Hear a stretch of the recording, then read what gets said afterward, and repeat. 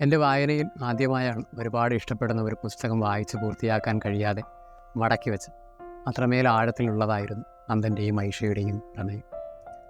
അവസാന അധ്യായങ്ങളിലേക്ക് കടക്കുമ്പോൾ കണ്ണുകൾ നിറഞ്ഞ് വാക്കുകൾ കാണാൻ കഴിയാത്ത അവസ്ഥയിൽ എങ്ങനെ വായിക്കാനാണ്?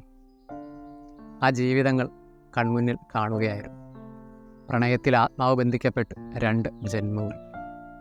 സാധാരണ ജീവിതത്തെയും അവർക്ക് ചുറ്റുമുള്ള ചെറിയ ലോകത്തെയും അടയാളപ്പെടുത്തിയ ഈ താളുകളിൽ ഒരുപക്ഷെ നിങ്ങളെ കാണാൻ കഴിയും.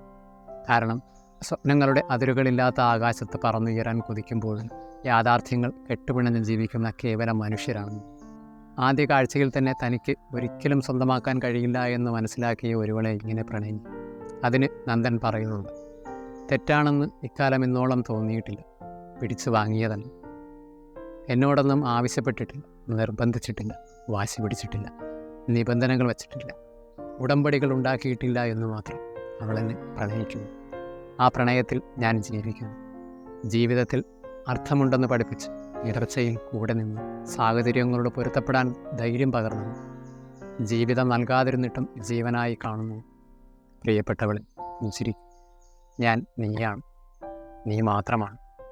മരണമെന്നത് നമ്മളിൽ ഒരു വാക്കുമാത്രം. കാരണം നിന്റെ ഹൃദയത്തിൽ അധിവസിക്കുന്ന കാലം അത്രയും എനിക്ക് മരണമില്ല.